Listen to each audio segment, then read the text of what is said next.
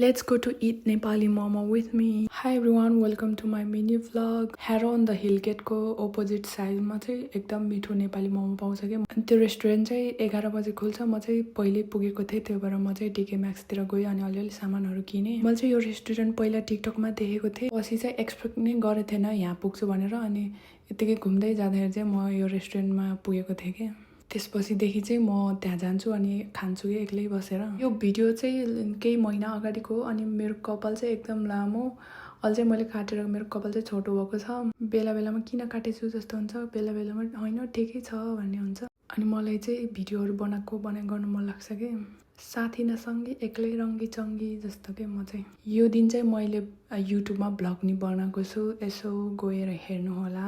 अनि मैले यो खाइरहेको मोमो चाहिँ चिकन मोमो हो अनि मैले चाहिँ पोर्क मोमो चाहिँ टेकअवे गरेको थिएँ। अनि यस्तो भोइस ओभर भिडियोहरू बनाउनु मन लाग्छ अनि अरूले बनाएको देख्दा त ओहो कस्तो सजिलो जस्तो फिल हुन्छ है। आफूले बनाउँदा त के मिलेन जस्तो फिल हुने। यो चाहिँ मेरो नयाँ आइडिया। आउँदै चाहिँ म अरू मिनी भ्लगहरू बनाउने छु। अहिलेको लागि यति, bye bye, see you next video.